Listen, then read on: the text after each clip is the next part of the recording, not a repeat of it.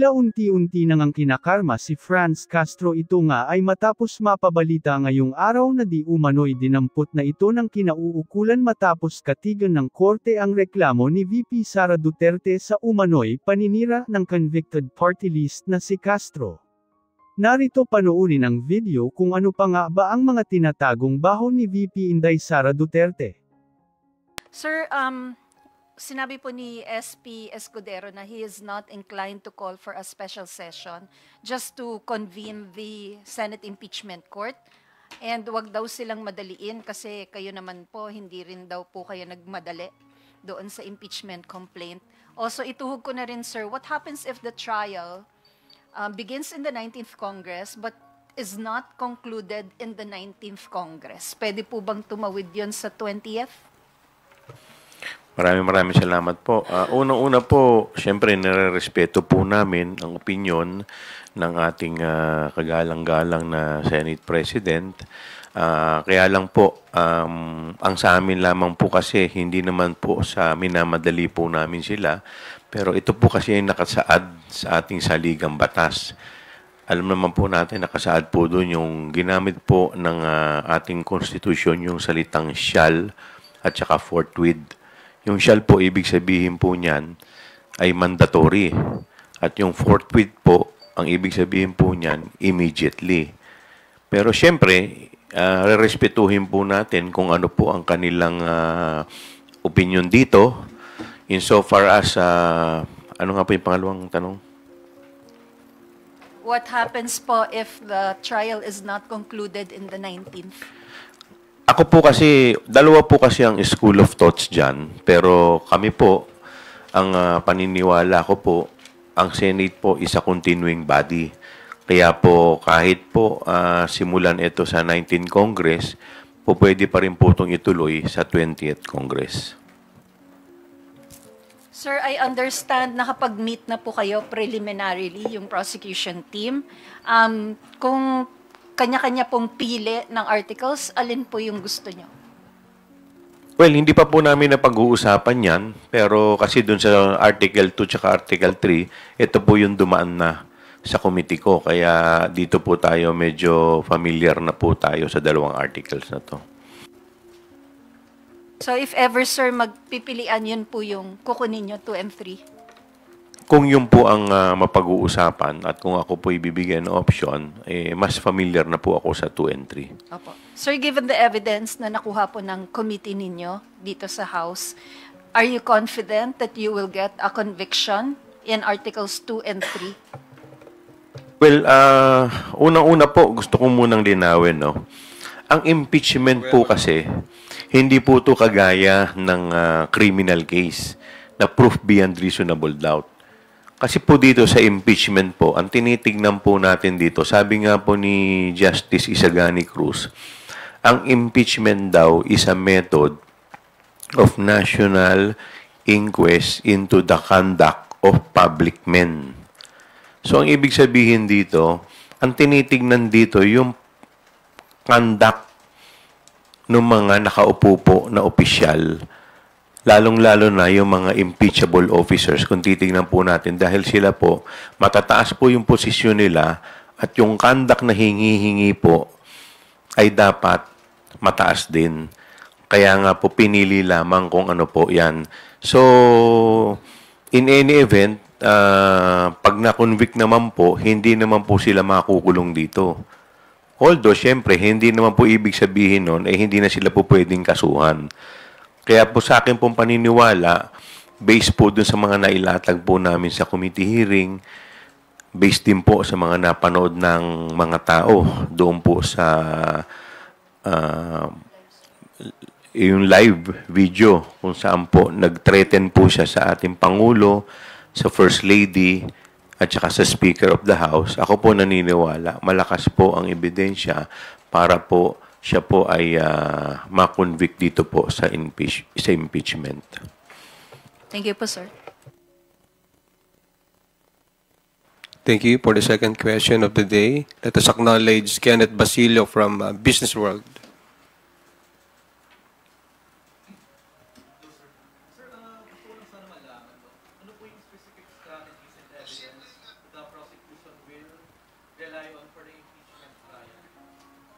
Well, hindi pa po kami nag-uusap tungkol dun sa specific strategies. Dahil unang-una, marami pong mga private law firm na nagvo-volunteer po na tumulong. So sasalain pa po muna namin kung ano po yung mga private na lawyers ang aming isasama po dito. So aantayin po muna natin to at syempre hihingan din natin sila ng kani-kanila mga opinion.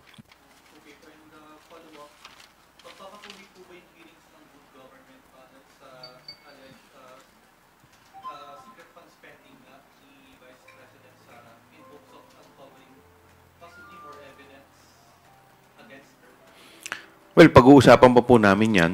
But right now, kasi nakatutok pa kami dito sa preparation.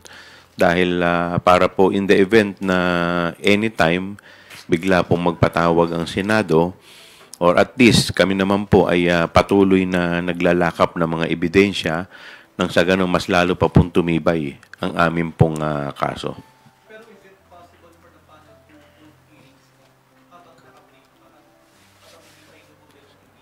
Pwede naman po. Hindi naman po kami barred from conducting committee hearings.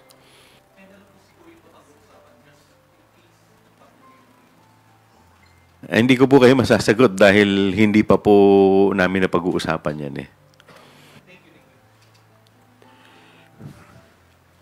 Kong Jude, you may want to react to the questions. Okay. Okay, let us call on Dwight De Leon from Rappler. Hello po, good morning po. Question po muna dun sa kasi pag nilitis si Vice President Sara tapos she gets convicted, she faces the penalty of perpetual disqualification from public office. In your opinions po, will she or can she avoid that possibility of a perpetual disqualification if she resigns ahead or during the trial? Well, dalawa po kasi ang school of thoughts dyan eh. Narinig po natin, nagsalita po si Justice Carpio, sinasabi niya na kasi doon po sa kaso po ni Sereno, tsaka sa kaso ni Andres ng Comelec. So, way ahead, bago po nagsimula, nag-resign at hindi na po itinuloy. Pero sa amin po kasi, ang opinion po namin, doon po kasi sa prayer namin, dalawa po yung hinihingi naming relief. Una po, removal from office. At number 2, disqualification from holding public office. Now, kung titingnan din po natin sa ating saligang batas, itong dalawa ring na ito ang talagang penalty. So kung assuming for the sake of argument siya po ay nag-resign in advance, ang amin pong opinion dito ay dapat i-resolve rin yung isang penalty which is yung disqualification. Dahil ang pagre-resign niya, ang nare-resolve lang neto yung removal. Pero hindi po nadidesisyonan yung isa pong hinihingi po naming relief which is yung disqualification. Okay po. Follow-up question na lang po. You met last Thursday po ba or Friday yung mga prosecutors po? Ano na lang po yung mga agenda po? Ano po yung napag-usapan doon? Well, unang-una, parang fellowship muna. Kita-kita, tapos nag-usap-usap o sino ang hawak sa... Kasi siyempre, may mga division of... hindi pa insofar as yung impeachment complaint, division of work lang muna. Halimbawa, sino ang hawak sa admin, sino ang hawak muna sa PR, sa media, so forth and so on. So basically, parang yung pa lang muna. Tapos, paano yung magiging flow ng mga susunod namin mga meetings. So, tapos yung mga possibilities po, mga legal arguments po na, yan, kagaya nga po niyan, yung tinatanong po ninyo, like for example, paano pag nag-resign? So, ano ang stand natin? So, siyempre, pinag-uusapan. Although kasi yung mga abogado, pag nagkita-kita yan, iba-iba rin ang opinion eh. So, isang batas, pero iba-iba ng interpretation. So, siyempre, lahat pinakikinggan muna namin at pinag-aaralan kung ano yung mga possible na mga legal issues na po pwede rin namin kaharapin. May private prosecutors na po ba? Isa po yan, napag-usapan po namin kasi marami mga nagvo-volunteer pero siguro sasalain muna namin ng maayos.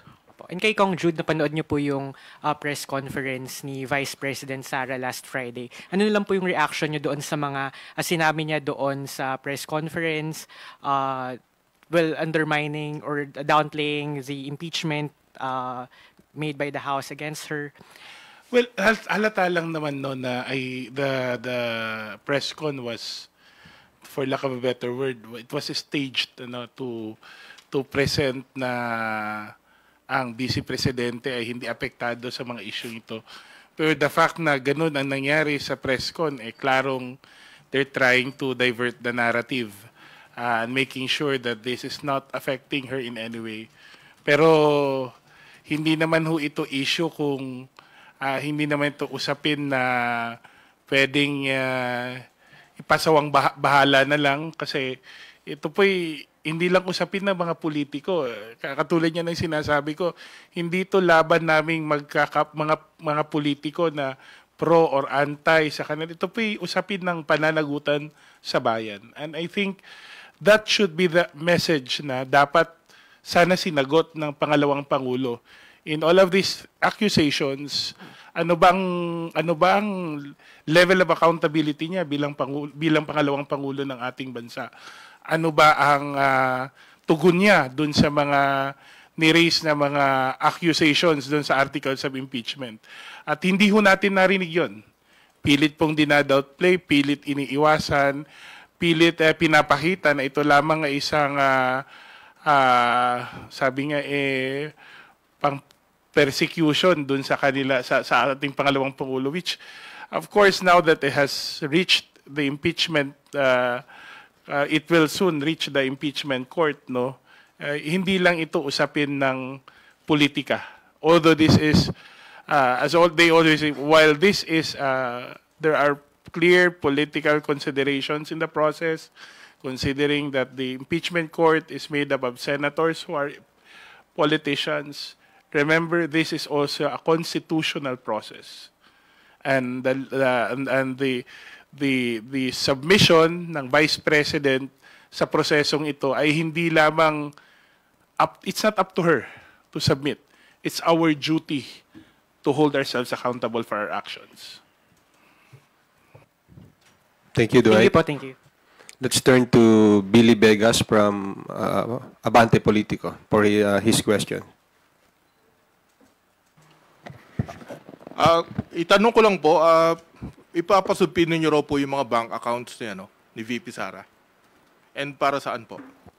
Well, ire-request po namin sa impeachment court dahil lang po pwede pong magsabina ay yung impeachment court. So mag-a-apply po kami sa impeachment court na ito'y masabina para lamang po ito sa mas tumibay pa yung mga ebidensya po natin. Ito'y dun sa SALN, sa issue po ng SALN.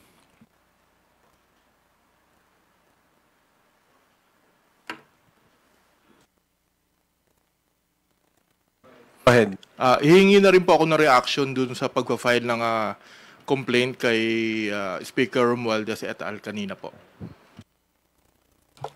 Well, malaya hong mag-file ng cases ang ating etong petitioners natin, kahit yung mga kasamahan natin sa Kongreso. At dahil ito na naging isang usaping legal, mas mabuti siguro na antayin natin kung ano yung mga paratang na nilagay nila doon sa petition nila. But kung ako ang tatanungin nyo, ito po'y klarong diversion lamang sa mga issues. Kasi kung iisipin mo, ang tagal na nilang pinag-uusapan yung budget, bakit ngayon na nila naisipan mag-file ng cases pagkatapos na i-transmit ang impeachment sa Senado. So clearly there is an effort to downplay the move of the House to transmit the impeachment to the Senate and also divert the attention ng ating mga taumbayan ukol sa totoong issue na dapat sagutin ng kabilang kampo.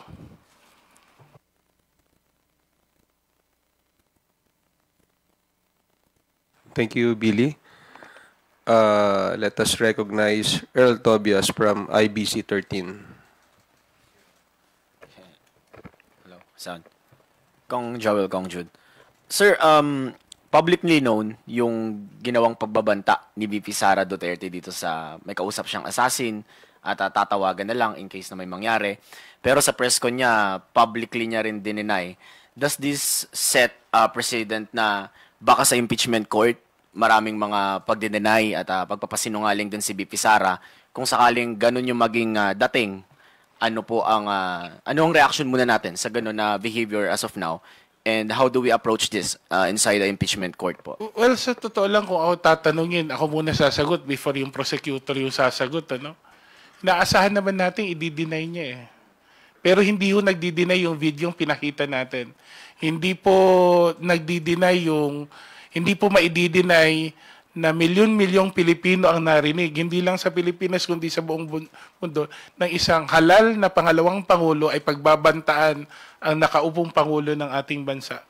Ang unang ginang at ang speaker ng House of Representatives. In the end, hindi lang to usapin na her word against ours. There is evidence to show that she did it, that she made the threats, and that it is the position of the House, kaming pumirma sa impeachment, that she needs to be made accountable for that. Hindi ho ordinaryong usapin ng isang nakaupong vice presidente ay magsasalita ng sa ganong paraan.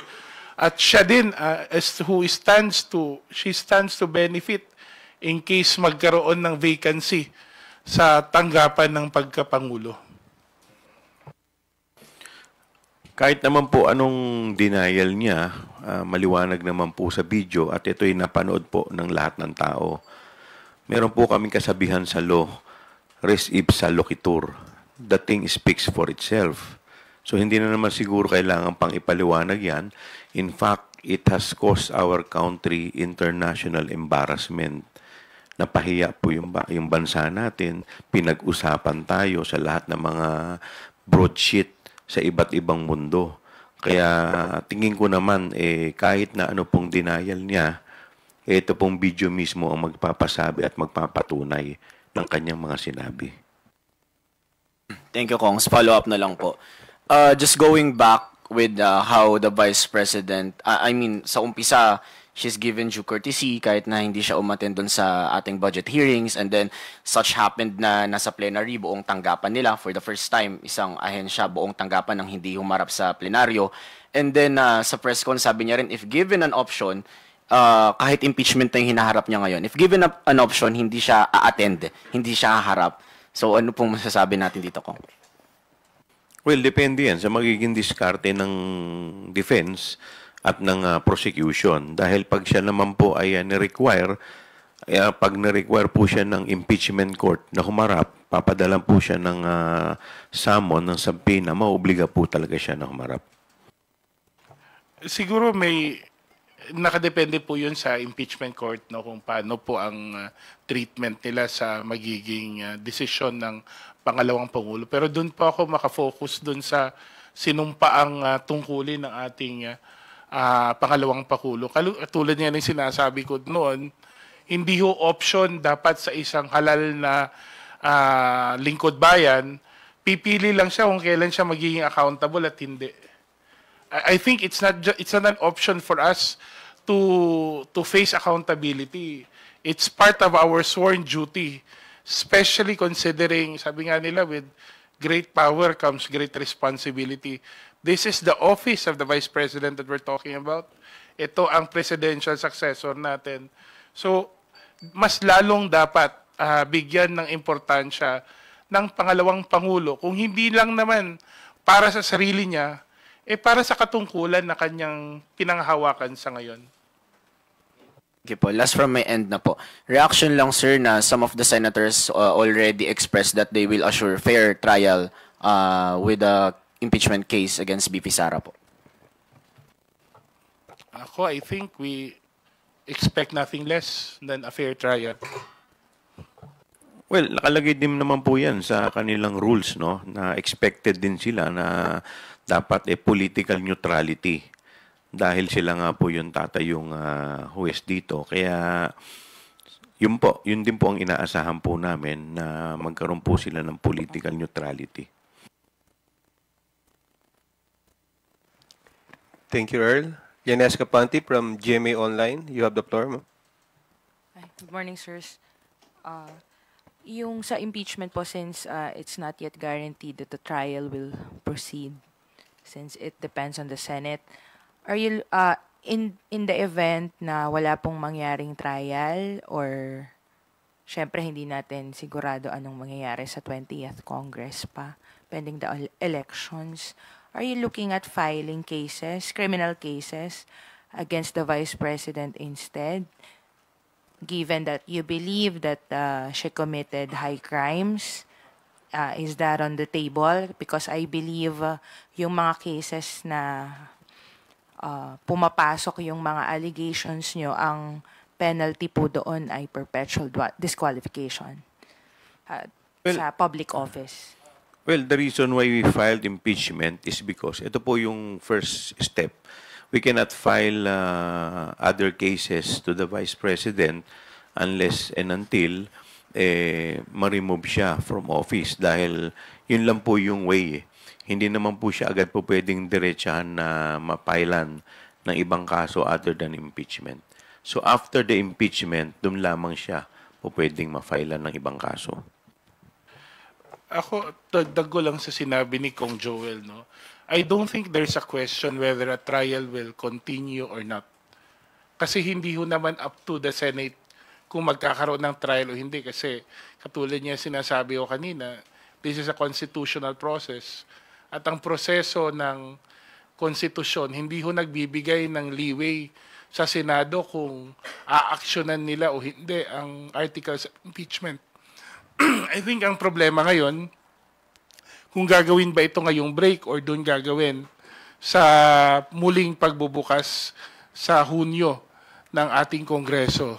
In a case, no, although tayo, sabi nga ng sinabi ni Chair Joel, no, we're of the opinion that it should be done immediately based on the plain reading of the constitutional provision, plain language of the Constitution. Pero hindi naniniwala din naman tayo na ang Senado bilang continuing body, hindi ho katulad ng House, na ang House natatapos po kami every 3 years. Ang Senado tuloy-tuloy po yun. Ay nandun pa rin, buhay pa rin ang impeachment complaint at pwede pa rin ipagpatuloy ang impeachment trial even if masimulan ngayon 19th Congress. Wala hong the only way, sabi nga nila, the only way to end an impeachment court is for the court, impeachment case, is for the impeachment court to render a decision. Kahit magpalit ng senador, katulad sa korte, na tuloy-tuloy pa rin ang hearing, kahit na iba ang mga senador, sa korte na iba yung mga huwes, tuloy-tuloy pa rin, hindi natatapos. And this is a court of record, sabi nga nila. So lahat ng pinag-usapan sa 19th Congress, magkakaroon ng parehong access ang mga magiging bagong senador sa 20th Congress para pag-aralin ng kaso. So I don't think it's a question kung matutuloy ang trial. Hindi. Matutuloy po ang trial. Hindi po option ng Senado kung itutuloy nila hindi. Ang tanong na lang, itutuloy kailan. At tayo ay naniniwalang dapat kaagad simulan ng Senado ang preliminaries at least ng pagbubukas ng impeachment.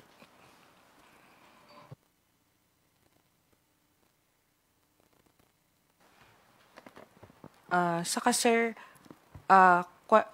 clarify ko lang, you're seeking perpetual disqualification from public office. Nandun po yun sa complaint. Nasa Tama. complaint po yun at saka nasa Constitution. Yeah, I mean, kasi, nakita ko kasi yung sa Constitution just to further, hindi ko kasi napansin kung nandun sa complaint. Pero for the record, nandun, sir. Special penalty po yan. Okay, thank you. Thank you. Bibian Gulia from ABS-CBN. Follow-up lang, sir, dun sa reaction ninyo sa a final na complaint against the House Speaker and other officials of the House regarding the budget daw po ito. At supposedly nagkaroon daw po ng insertion because nung iniratify yung Bicameral Conference Committee report, may mga blanks daw po and then na-fill in yung blanks doon sa gap bago isumite sa Presidente. Nasagot na ho ng Senado, nasagot na rin ho ng ating Senior Vice Chair ng Appropriations ang posisyon po ng ating House ukol doon sa usapin ng blank space, blank spaces sa BICAM report. No? Ini-insist po natin na in the end, ang kompleto po ang enrolled bill na sinumite at pinirmahan ng ating Pangulo at hindi po illegal ang nangyari po. Meron pong saktong probisyon doon sa BICAM report na pinapahintulutan ang paglalagay ho ng mga naitama kung meron mang typographical errors. Now, kung titignan natin ang reklamo ng itong sinampa ngayon laban sa leadership ng House, we would have to see what the accusations are so we can properly address them. For now, we maintain that this issue is a matter that needs to be responded to in the proper venue, no?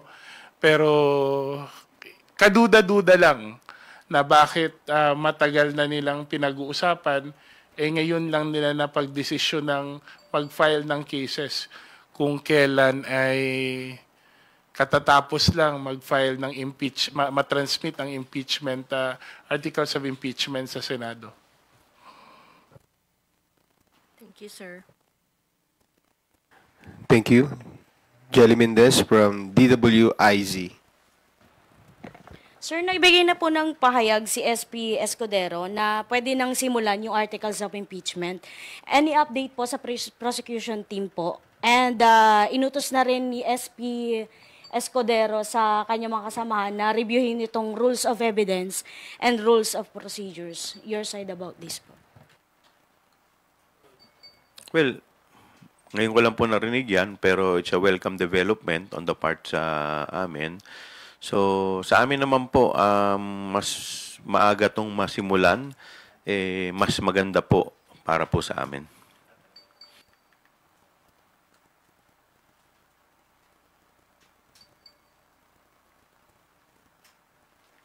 No more follow-up questions? Okay. We will entertain a phone-in question from Marian Enriquez of TV5. From Senate President Chis Escudero. Well, para kay Congressman Chueto at Congressman Defensor, sagutin muna nila yung simpleng katanungan. Mahigit 2 buwan nilang inupuan ang mga impeachment complaints, wala silang ginawa. Yung ultimo Secretary General nila ni hindi pinoward sa Speaker na magkatabi lamang halos ng kwarto na mahigit 2 buwan din. Siguro paliwanag muna nila yon bago nila kami madaliin umaksyon sa loob ng ilang oras at ilang araw lamang dahil dumating sila sa Senado mag-aalas 5 na ata. Well, unang-una po, nung final po ang unang impeachment complaint, kung makikita po natin, ang laman po nito is 23 articles. So, syempre, yung pangalawa at saka yung pangatlo naman po, napakaiksi na impeachment complaint. Ngayon, syempre po kami, ang Kongreso po, marami po sa mga kasama natin sa Kongreso na medyo hesitant doon sa unang impeachment complaint dahil sa dami po ng articles. Kung ito po ibabagsak po namin sa Committee on Justice at ito po ay tatalakayin sa Committee on Justice, baka tapos na po ang 19th Congress. Hindi pa rin po tapos ang hearing dito sa haba po at sa dami. Now, kung yung dalawa naman po ang ating isasampa, yung pangalawa at yung pangatlo, sa iksi naman po nito, baka mamaya po kulang at hindi po supisyente. So, what we did po, mga kasama po natin, ito po'y pinag-aralan ng maigi kung anong option ang gagawin. Kasi dalawa po ang option dyan. Yung unang-una, committee proceedings, yung nga po, yung ibabagsak sa Committee on Justice. Yung pangalawa naman po, by 2/3 votes, ito po yung tinatawag natin na House Action. At yung House Action nga po, yung aming naging option. Now, going back, Siyempre, kailangan po, kung magpa-file ka ng impeachment complaint, sisiguraduhin mo na ito po ay solido at talagang matitindi po yung mga grounds nito. Kaya po, ito pong fourth impeachment complaint, ito po'y pinag-aralan, ito po'y pinagsama-sama ng mga complaint, mga articles na sa paniniwala po namin ay sapat para po makakuha po ng pabor na ruling galing po sa impeachment court.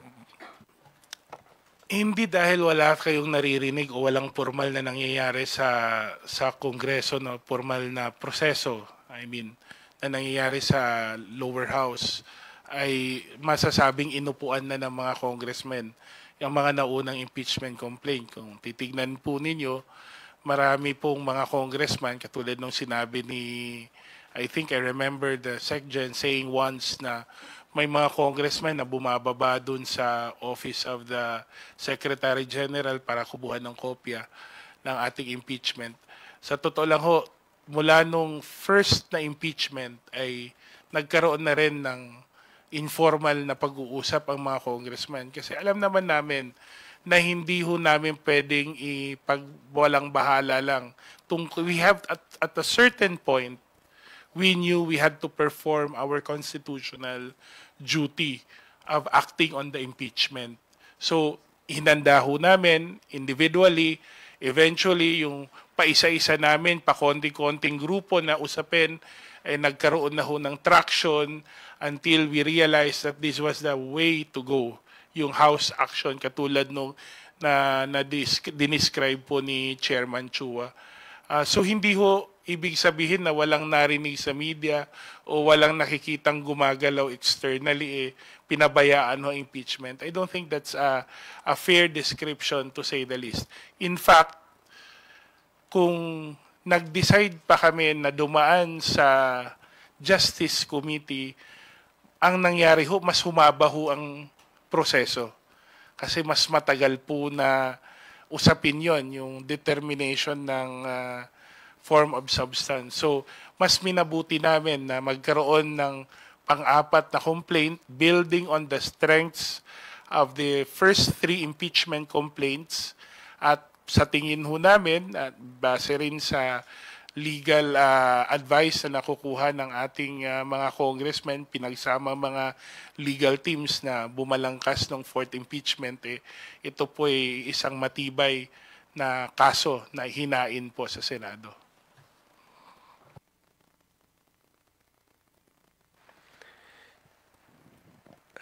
Before Linesca, let us recognize Big Sumintak from Net25.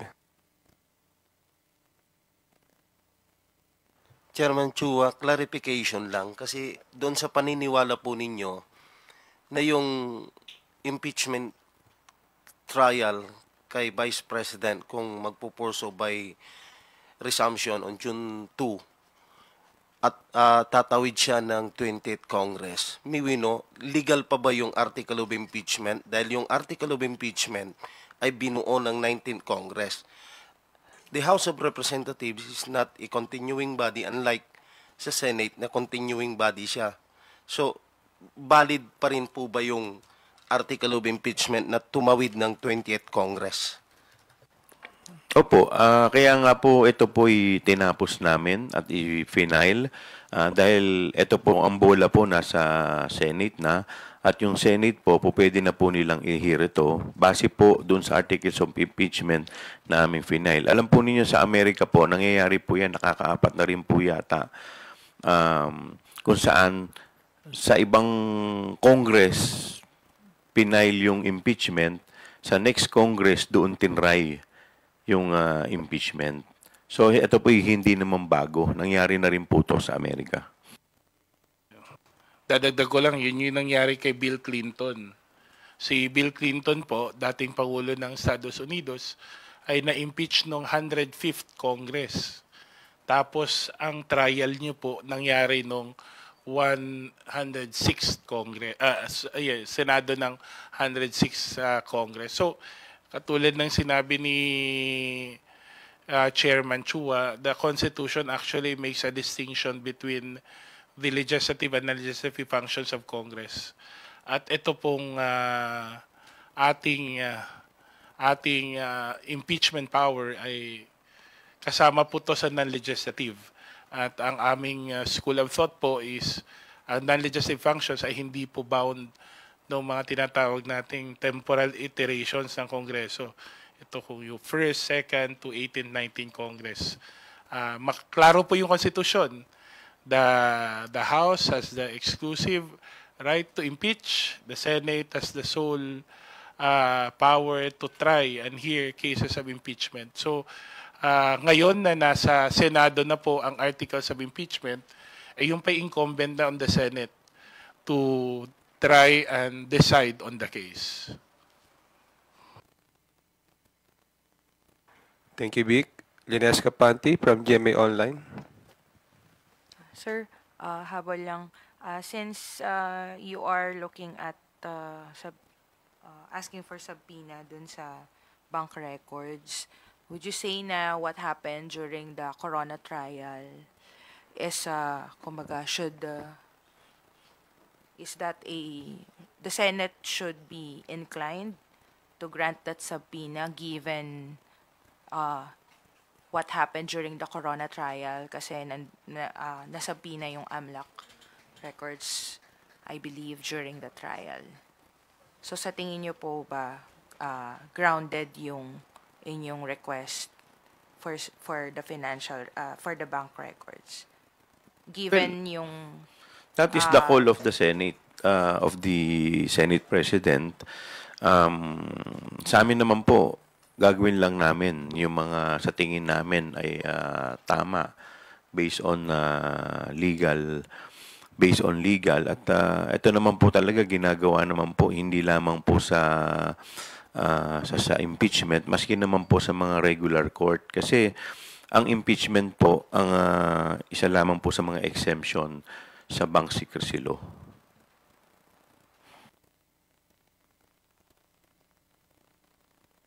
Thank you, Linesca. Willie Delgado from Radyo 630. You're recognized.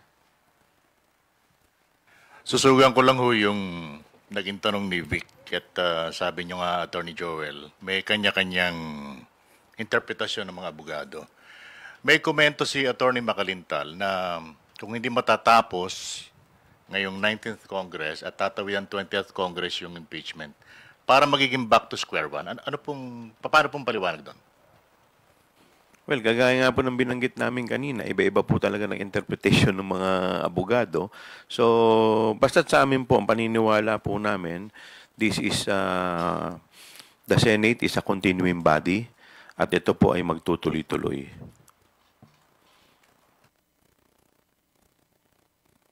I think based sa naunang mga interview ng Senate President, no, I think has insisted on this, that the Senate is a continuing body and that the non-legislative functions of Congress are not limited by the end of the 19th Congress, moving towards the 20th Congress. So, Attorney Macalintal is free to express his opinion, but I think the growing consensus is that the trial can continue up to the 20th Congress. Thank you, Willie. If there are no further questions from our media friends, may I request our honorable House leaders to give their short closing remarks, if there are any. So una sa lahat, maraming salamat sa inyong mga katanungan kay Kong Joel.